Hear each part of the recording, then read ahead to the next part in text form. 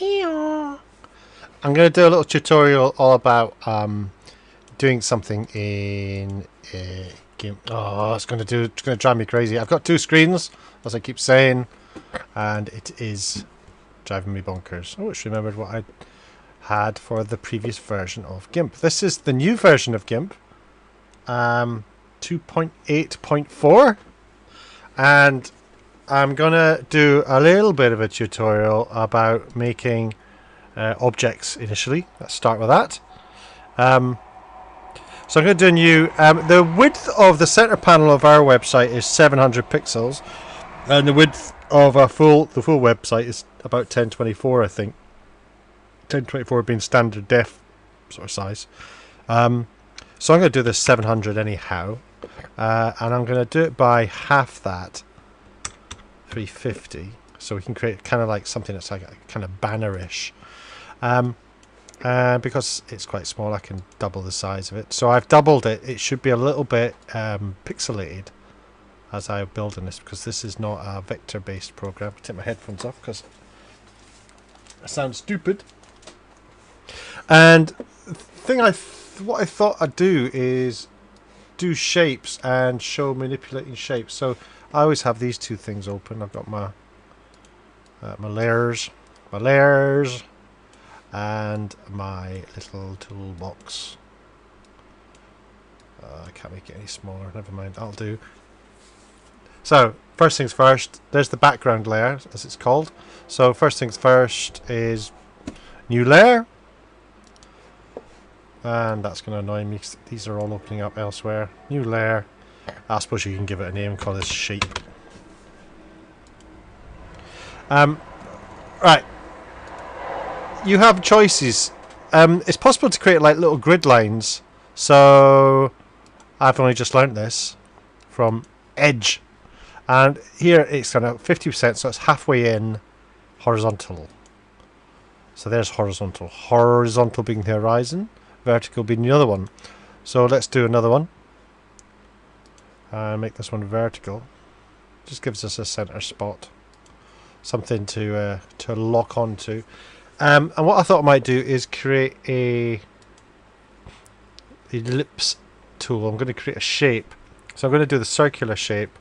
But I'm going to expand from center and fix the aspect ratio. That means that when I do it, it's always, I don't know if you can see that, but it's always going to be perfectly round.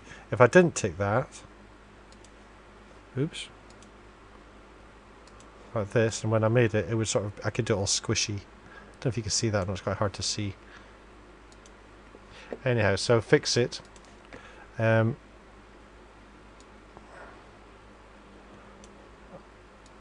Right, do you see this? Probably very hard to see. What I'm going to do, actually, before I do anything, this new layer I've created here, I'm going to give it a color so I can see what on earth I'm doing. So I'm going to fill it with the foreground color there. And then I'm going to create another layer. This keeps opening up on my other screen. I call this shape 2. That one's actually not a shape anymore. You could probably argue that the black is actually the background, but whatever. So I'm going to create my shape. I can create any sort of size, like that. And you see when you move it around, there's a little cross in the middle, so I can lock that into the center, hopefully. Or not. There you go. So that's bang in the center. And I'm going to make a ring, like a donut. So I go to select, and I'm going to go to border. Now, this opens up. If I create like a 20 pixel border, you can sort of have all sorts of choices there. What it's going to do is put 10 on each side of that line. Or I might put 20 on each side of that line, actually. Let's see what it does. Yeah, there you go. I think that's probably 20 on each side of that line. So it's now done this. So now I have a shape selected, which I can fill that. I can fill that in with something. So why don't I fill it in with a nice, disgusting orange? There you go. And I'm gonna, if I choose the selection tool again, just click away. It does that. Now, do you remember I said I'm zoomed in 200%? I'm doubling the size of it. You see how it's all zigzaggy around the corner there? By the way, there's another program you can get from the GIMP website. I think it's from there.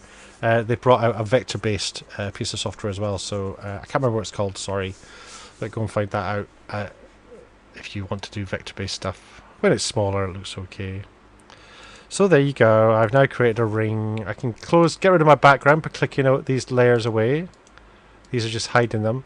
And that's why you create layers, basically, so you can keep everything on a separate layer and have things overlapping one another. So that ring's okay, but I want it to be lying flat. So I can select this tool here. Oops, I need to click on the layer first. And I click this tool here. Now this is grabbing an invisible background as well. But I can basically just lie this... Oh, look at that. Lie this down. I can grab these corners. Lie it down flat on the ground.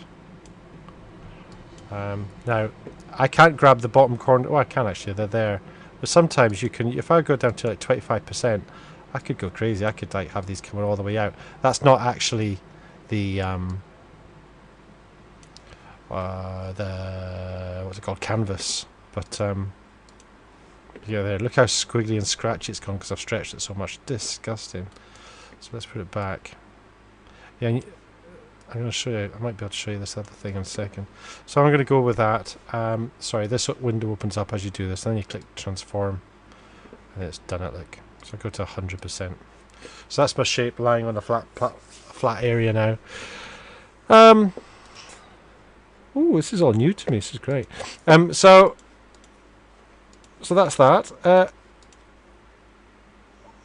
Another thing that we do when we do these birthday cards is, or something I do a lot rather, is I like to create little boxes.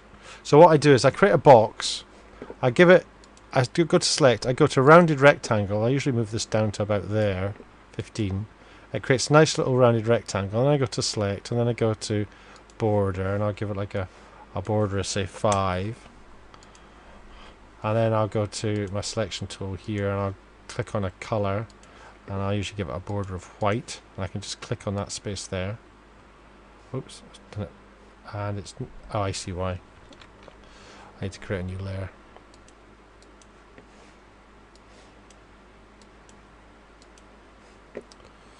I'll move that up there. I can't move it. This is a bug with this video capturing thing I use. I can't drag and drop things, so I have to use these arrows. So there's my white border. Sorry about the trains in the background. And it's still highlighted. So what I'm going to do is I'm going to create another layer, a new layer.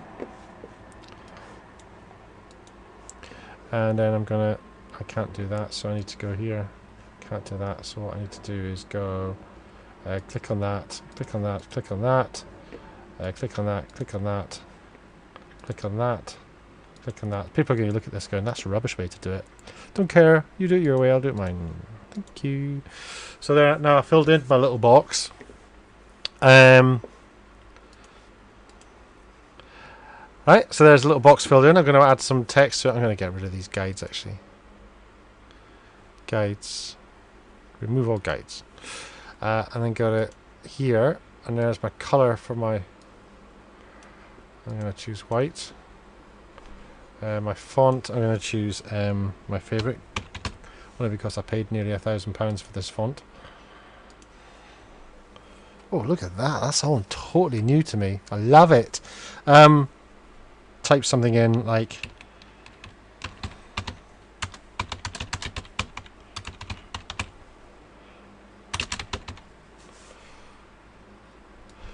So there's my text. I can sort of pick it up and move it around, hopefully. I'll move it to the same size as this here. And I just...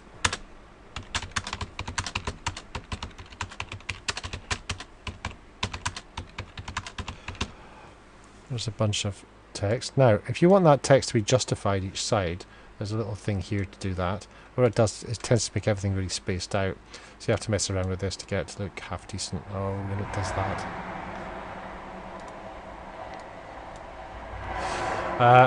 The other thing you can do is, do I have to highlight it? Let me just see. No, I don't. You just click any of them, you can justify its center. And I'll make the font bigger. And I'll make it so it fits in. This seems much more flexible than the other version. And then I'm just going to pick it up with this pickup tool here. Stick that right in the center. People are watching this who don't know about our clan. This is actually for a clan website, a gaming clan website, and we kind of do birthday cards for people. So I'm doing a little demonstration of what you can do. Okay, so there's kind of like a message in a box. It's a bit boring. We've got all these different layers, but I'm really happy with that. I think it looks good. So what I want to do is grab all these elements, because there's the green, there's the writing, and there's the border. I want to grab all those elements and stick them all together. So if I right click on the font, I can go to merge down, and that's merged it with the layer below it. So now that's the green and the text joined together. And if I go to that one that I've just created and merge that one down, that's now joined the green, the text, and the border together. So they're all one item now. That means I can then click on that layer, that new layer, and then I can shape it slightly and make it look funky. Oops. Let me just... Oh.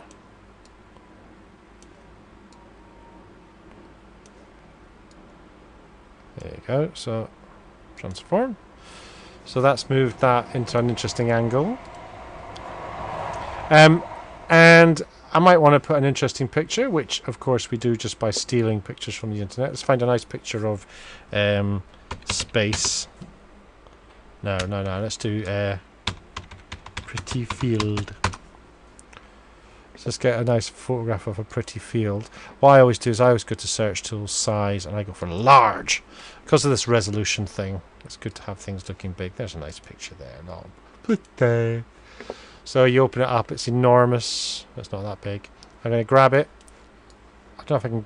Oh, I can drop it straight into GIMP. Fantastic. You didn't used to be able to do that. Now I know the width of my image is 700. This picture is obviously much bigger. It's a random sort of picture I picked off the internet. So what I can do is it's dropped it there. I can't pick up, so I'm just going to move that layer to the top. Oh no, I want it there, don't I? It's that orange thing. Oh yeah, it's that. Get rid of that. That's actually in the right place. So I want it to be 700. So I've clicked a layer. I've gone to go to layer and then transform. Oh no, layer and then scale layer. Sorry, and then this window opens up. And let's change the width to 700. There you go. And if I wanted to, I could move that picture up and down by clicking the selection tool there, clicking it, and it's shift and arrow keys, and I'm just going up. There you go. I'm going to do that there, and that looks pretty good. I think though I want to add something else here in this space. I'm not quite sure what I might. Well, if it's a birthday card, why don't I add a birthday cake? So I'm just going to do a search for a birthday cake. Do a search for birthday, see what something more imaginative comes up I can do. Gold. What I'd prefer is, to save me a bit of work, is get an image that's got like a transparent background. It hasn't got a white background. So in order to do that, PNGs have transparent backgrounds. So I'll do birthday.png, do a search for that, and hopefully all of these are all PNGs. Okay, oh, there's some nice balloons there. You can usually see the background go a little bit checkerboard when you click on it. I don't think that is. Well, it is transparent. Fantastic. You can tell when you drop it to your desktop, it doesn't have white as the background. So I can drop that straight in there, and I can go to layer, and I can go to scale layer. And that opens this. That's a wee bit too big, so I want to make it, let's make it 350. Oh, it's starting to look very pretty. So there you go. You can add anything you want. You can move all these objects around. Do exactly as you please. You can even add, if you want to add, let's make this look really mysterious. And add an interesting... Let's put that just on the edge. Let's add something interesting in the background. Now, I've just installed this. Let's see if it's got rid of all my brushes. Where's my brushes gone? Oh, it's deleted all my brushes. You bastard. I did have a there's the sun there. I did have a Oh, this is all changed. Where's the size?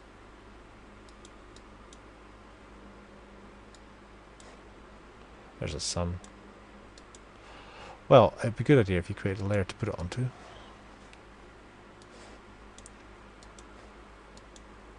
I've added a little sun. And that's just a paintbrush tool. I'm not really... This is all different, so I need to get my head around that. But there you go. There's a simple way of creating a birthday card. There's other stuff you can do to give it a little bit of texture. I've covered this before, but vignetting is kind of an effect that's caused on a lens by just old lenses used to vignette all the time. They used to get like just because the lenses weren't very good, but looked awesome. Or was it caused by the film? Oh, whatever. .png. Choose a vignette you like. I'll have that one there. Why not? Doesn't really matter because I'm going to reshape it anyway. And you can see it's got a checkerboard there, so why don't we drag that down. Get rid of that. Drag it onto your image. And it's enormous, look. It's way too big. You can't see it. And it needs to be right on the top. Actually, let's put it below the balloons. So I'm going to move that down below the balloons, which are there. So there's my vignette. I need to resize it, so I'll use that tool there. And I'm going to put it... Oh. So it's good that it's so big, because it means that it's not going to lose its resolution when I reduce it. There you go. A nice little vignette. See? Nice, interesting way to make birthday cards. Lots of other things. Just message me if you want to be shown anything specific, like if you want to do something with a shape, or if you want to add texture to things. Have fun.